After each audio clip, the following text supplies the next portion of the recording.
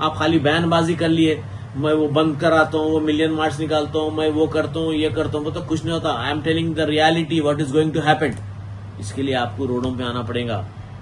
Police permission लीजिए, police के permission के बगैर कुछ भी मत कीजिए। गैर जरूरी केसों में बुक हो जाएंगे आप लोग। अगर पुलिस परमिशन नहीं है, रैली निकालेंगे तो नौजवान बच्चे जो है सो केसों में बुक हो जाएंगे। मैं खास तौर से नौजवान बच्चों को बोलूंगा, विदाउट पुलिस परमिशन कहीं भी जा रहे हैं तो मत पार्टिसिपेट करिए। वो प्रोटेस्ट रहने दो, वो भूख हड़ताल रहने दो, कुछ भी रहने दो, you have to follow the rule of law. मिन शैतानिर रजीम, बिस्मिल्लाहिर्रहमानिर्रहीम। अज़ीज़ान मिल्लत इस्लामिया, अस्सलाम वालेकुम व रहमतुल्लाहि व बरकातुहू। जैसे कि आप लोग जानते हैं, पूरे हिंदुस्तान में प्रोटेस्ट चल रहा है। वक्फ अमेंडमेंट बिल को लेके बड़ा एहतजाज चल रहा है। हर जगह, हर शहर में जो है सो रैलीज निकाल रहे हैं, हर जगह जो है सो एक प्रोटेस्ट कर रहे हैं। तो मैं आप लोगों को ये बताना चाहता हूं, क्या मुसलमान उस काबिल है कि वक्फ अमेंडमेंट बिल रिपील कर सकते हैं? क्या मुसलमानों में उतनी ताकत है कि वक्फ अमेंडमेंट बिल को रिपील करने के लिए जो है सो रोड पे आ सकते हैं? आपने देखा फार्मर्स की जो बिल, 3 बिल्स थे फार्मर्स के, तीनों भी बिल्स रिपील हुए, लेकिन कैसा हुए?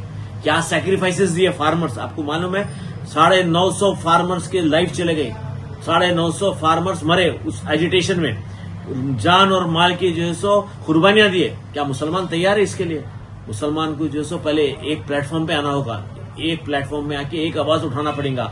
और यहाँ पर खाली प्रोटेस्ट कर रहे हैं आप, वो रिबिन आप लगा लिए, ब्लैक रिबिन लगा के वहां चले गए, यहाँ चले गए, तो नहीं होता मेरे भाई। आपको दिल्ली जाना पड़ेगा, आवाज उठाने के लिए दिल्ली जाना पड़ेगा, जंतर मंतर पे प्रोटेस्ट करना पड़ेगा आपको, जंतर मंतर पे प्रोटेस्ट करना पड़ेगा। जब तक आप जंतर मंतर पे प्रोटेस्ट नहीं करेंगे, रेल रोको होना होगा, जेल भरो होना पड़ेगा, रोडों पे आ जाना पड़ेगा। और मैं ये भी बताना चाहूंगा कि हमने भी सुप्रीम कोर्ट में वक्फ अमेंडमेंट बिल के खिलाफ डाला है, अवैसी साहब भी डाले। ऐसे 10-12 पिटीशन से पूरे क्लब हो गए, वो पूरी एक ही सुनवाई होती। क्या आपको ऑर्डर मिलता? आप क्या समझ रहे? आपको कुछ फेवरेबल ऑर्डर मिलता?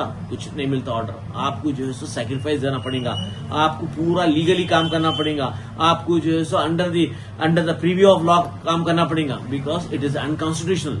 Amendment bill is unconstitutional, it cannot be accepted. तो ऐसे बिल से जिसके लिए आपको तैयार होना पड़ेगा। आप खाली बयानबाजी कर लिए, मैं वो बंद कराता हूँ, वो मिलियन मार्च निकालता हूँ, मैं वो करता हूँ, ये करता हूँ, वो तो कुछ नहीं होता। I am telling the reality what is going to happen. इसके लिए आपको रोडों पे आना पड़ेगा। पुलिस परमिशन लीजिए, पुलिस के परमिशन के बगैर कुछ भी मत कीजिए। गैर जरूरी केसों में बुक हो जाएंगे आप लोग। अगर पुलिस परमिशन नहीं है, रैली निकालेंगे तो नौजवान बच्चे जो है सो केसों में बुक हो जाएंगे। मैं खास तौर से नौजवान बच्चों को बोलूंगा, विदाउट पुलिस परमिशन कहीं भी जा रहे हैं तो मत पार्टिसिपेट करिए। वो प्रोटेस्ट रहने दो, वो भूख हड़ताल रहने दो, कुछ भी रहने दो, you have to follow the rule of law, you have to follow the rule of law.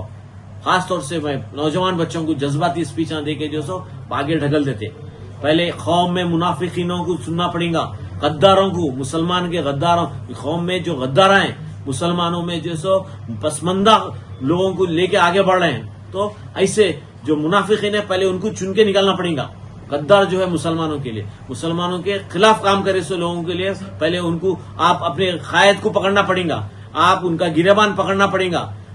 गिरेबान पकड़ के आप जिसको वोट डाले उनसे पूछना पड़ेगा।